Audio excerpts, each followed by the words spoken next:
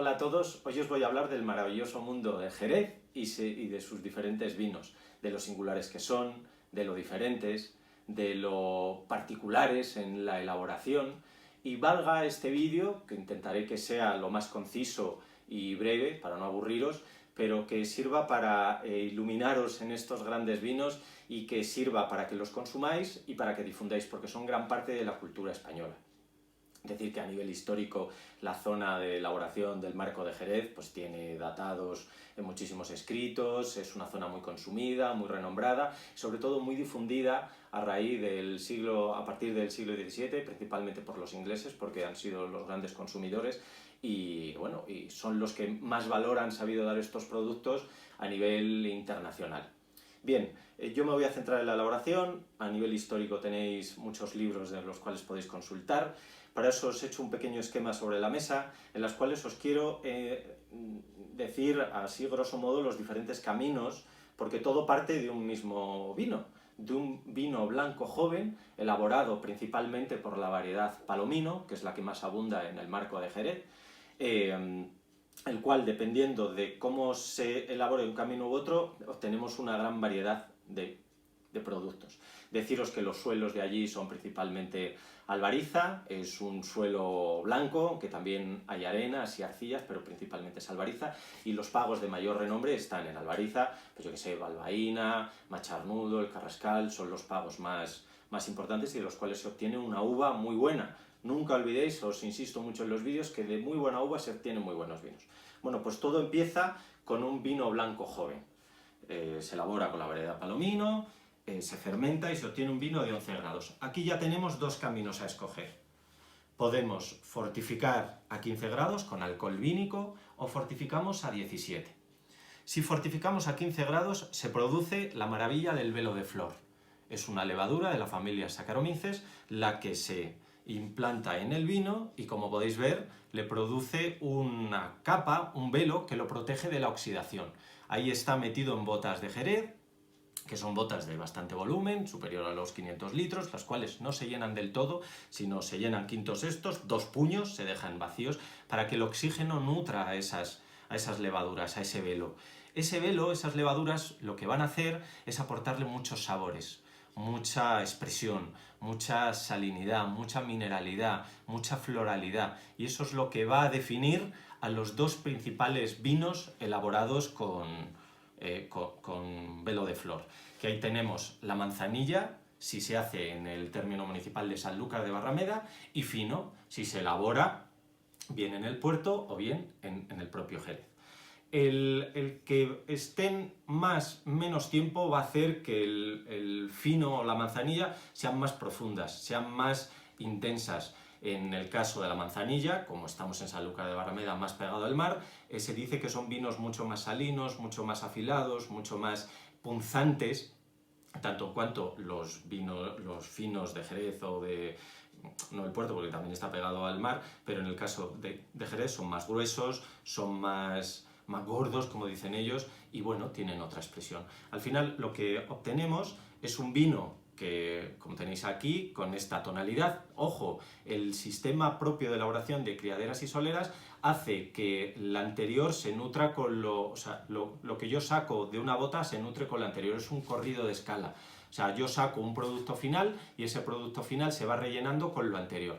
Así estaremos durante 3-4 años para obtener un vino base, por así decirlo. Este vino es bastante expresivo, salino, punzante, iodado, muy expresivo, con muchísima acidez, con mucha frescura, muy amplio, muy largo. Son vinos que, ya os digo, son de elaboraciones muy singulares y hay que darles bastante valor porque son productos que tardan en salir al mercado. Si nos vamos a otra denominación de origen, estaríamos hablando de como mínimo grandes reservas, y aquí estamos en los vinos básicos, por así decirlo. Si seguimos ese camino, bien podemos o fortificar a 17 grados o bien dejar que ese velo de flor se vaya consumiendo por el tiempo, se vaya degradando y por tanto empieza esa crianza oxidativa. Una vez que empieza esa crianza oxidativa, pasa de ser fino o manzanilla a convertirse en un amontillado. El amontillado es el vino, bajo mi punto de vista, emblemático en el marco de Jerez, porque aúna la crianza biológica, esos matices que hemos hablado antes, más la crianza oxidativa. Aquí ya tenemos una tonalidad, como podéis ver, mucho más oro viejo, incluso un aspecto un poco caoba. Aromáticamente son un espectáculo, tenemos muchísimo fruto seco, vainilla, especias dulces, canela, en notas tostadas, café, y en boca son especialmente sabrosos, salinos, expresivos, largos, punzantes, muy largos y muy expresivos.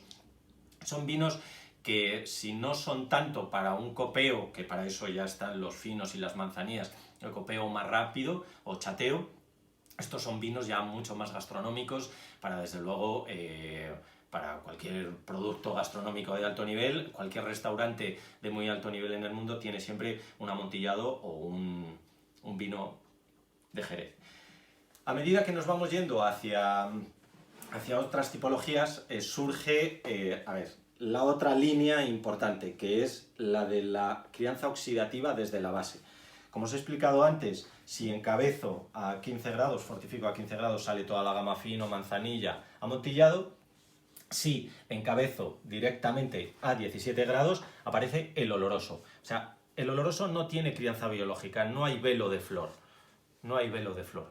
Por tanto, todos los matices que tienen son más inherentes a esa oxidación y a esa permanencia dentro de las barricas de madera. Aquí tenemos toda la gama de frutos secos, tostados, ahumados, canela, especias dulces, todos los inherentes a una crianza oxidativa.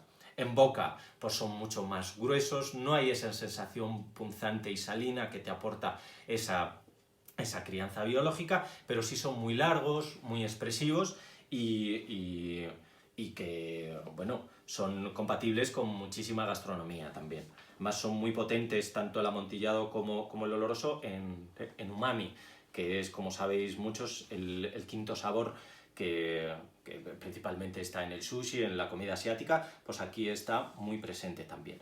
Y después tenemos un vino que es ciertamente romántico y con cierta discordia, que es el palo cortado. El palo cortado sería como el vino en el cual el romanticismo, o bien una elaboración singular o bien algo diferente, hace, y yo me quedo con esta teoría, hace que un oloroso se vaya hacia un amontillado. Se llama palo cortado porque cuando un capataz está catando las botas, ve que dentro de la gama de los olorosos hay un vino que se está afinando, que se está volviendo un poquito amontillado.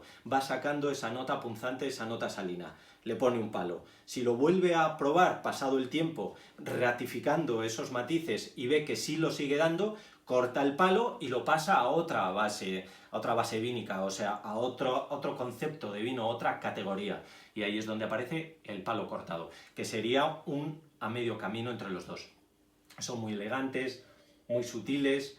Hay gente que los asemeja o a uno o a otro. Yo me quedo con el camino entre medio. Me parece un vino tremendamente romántico, pero obviamente que a nivel industrial es difícil justificar su aparición. O sea, para mí sería un vino en el cual, pues de una manera mágica, se ha convertido de una cosa a otra. Al final es algo con cierta lógica porque las barricas, las botas están todas en una misma bodega, o suelen estar en una misma bodega, entonces hay movimientos de levaduras de un lado a otro, los límites del alcohol vínico pues pueden hacer que las levaduras fluyan, y aparece esta tipología que me parece aunar más romanticismo a una zona que ya de por sí es muy romántica. Y por último tendríamos los Pedro Ximénez, que nada, esto es otra elaboración singular, al igual que el Moscatel, pero Moscatel no tengo, son los vinos dulces dentro del marco de Jerez. La uva es diferente, aquí es Pedro Ximénez, es una elaboración singular, se corta esa Pedro Ximénez de la cepa, se asolea, se concentra, se obtiene un mosto con mucha carga de azúcar, la cual pues las levaduras no pueden llegar a terminar esa fermentación, se encabeza a 17 o más y se obtiene, pues como podéis ver aquí, con la crianza oxidativa, aquí hay crianza oxidativa desde el primer momento, pues un vino con muchísimo color, caoba oscuro y una auténtica delicia, bastante grado de azúcar, pero bueno, es una delicia para tomarte como vino de postre, es espectacular porque tiene todas las gamas de café, tostados, ahumados, y en boca es muy denso, muy sabroso y, como ya os digo, un tremendo espectáculo. Y por último, significar y decir estas dos palabras, POS y BORS, que tenemos por parte del Consejo Regulador una dignificación dentro de lo que ya es digno dentro del Jerez, es el concepto de 20 o 30 años. O sea, a partir de los 20 años del producto, ojo, estamos hablando de como mínimo tiene que tener el líquido 20 años de crianza en sus botas, tendría esta asignatura BOS o BORS. Esto lo podéis ver en la tirilla. Como resumen, decir que es una zona Jerez, el marco de Jerez, que está viviendo ahora mismo una nueva revolución, que es la aparición del concepto en rama, fino en rama, manzanilla en rama.